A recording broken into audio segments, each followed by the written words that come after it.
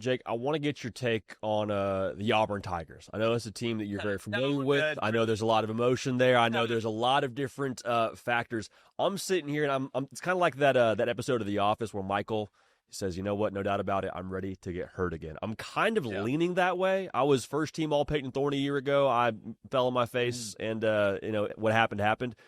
Where are you on Auburn? Because I see the talent. I see Jackson Arnold in those 5 stars. I see Hugh. There's a lot there. Where are you right now on Auburn?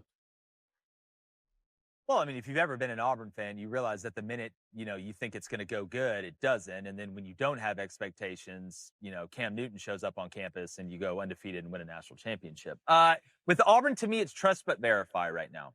It's trust but verify. Because when you look at the roster, I think in year 3 under Hugh Freeze, and I know a lot of people don't like Hugh, that's fine.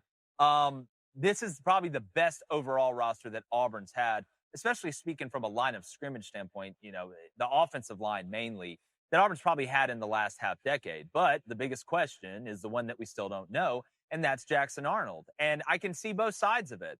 I can see the side where, and I'm not trying to cop out, I'll tell you what I really think, but I can see the people that are like, all right, well, this guy was a Gatorade Player of the Year. He's got a ton of ability. He can run. He's got arm talent. He's going to figure it out in this system, this, that, and the other. Then on the other hand, I can understand, bro, you're going from one RPO system to another, and you got benched after 4 games. So what, I'm just supposed to believe that somehow you figured it out? And I know there are injuries and this, that, and the other, but Jackson was very, very slow reading things. You could tell it was a little bit too fast for him, and you're going into a system where there's a lot of similarities. So Auburn's season offensively, we can talk about Eric Singleton Jr.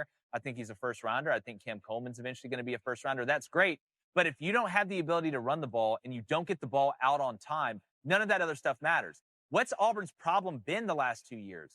They didn't have balance on offense. Everybody knew that Peyton Thorne wasn't going to beat you with his arm. Or if he was beating you early, eventually he was going to throw it away late like he did to Oklahoma. So, and it was crazy, JD, that Auburn had as much success running the ball last year as they did when teams knew they're like Zoolander. They had one look, right? We couldn't turn left. Couldn't turn left. So, yeah, if Auburn is able to run the ball and open things up on the outside consistently again, is Jackson Arnold talented enough in those one-on-one coverage situations, in those RPO situations, to make the right decision and get the ball out on time?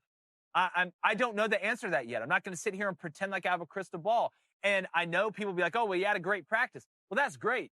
I coached, played, you played. There's guys in practice that look unbelievable. Then you take them in the game, and it's like Drew Barrymore from 51st Dates. They just forget. They don't know what they're doing. They think every day's their birthday, and they're going to get a pineapple. So I don't know the answer to that yet.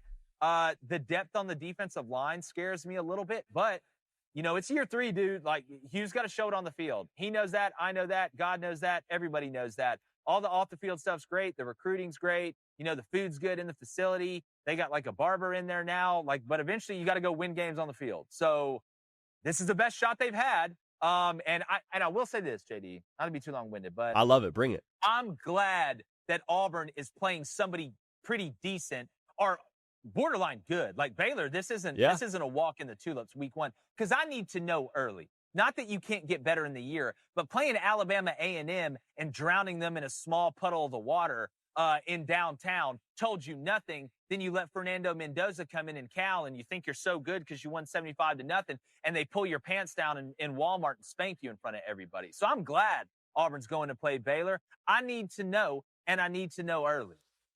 Dog, it's so hard for me to stay on track here with some of these one-liners. I mean, the Walmart, the Drew Barrymore, the pint. I'm doing my best to stay with you. Well, it's a disorder. I'm on the spectrum somewhere. They just don't know where. No, I mean, it's phenomenal. It's a work of art. I do want to say though, with Hugh Freeze, I'm curious how much he's able to be a psychologist for Jackson Arnold, because I think that's one of the biggest questions I have is, where are you at mentally after last year's situation at Oklahoma, where you leave Oklahoma after getting benched in very, very public fashion against Tennessee? So much of that to me is curious as to how you can get a kid to believe in himself yet again, if that's an issue. Well, and you're not going to know till it goes bad for the first time, which it inevitably will. It may happen on the first drive. You may fumble a snap on the first drive. You may throw a pick on the first drive. It may be a great 2 quarters, and first drive of the third quarter, you throw a pick six. How do you bounce back from the bad stuff? That's what you're going to know. The good stuff, everybody can be great when it's going good. Heck, I was the best teammate ever when it was going good because it's easy to be a great teammate.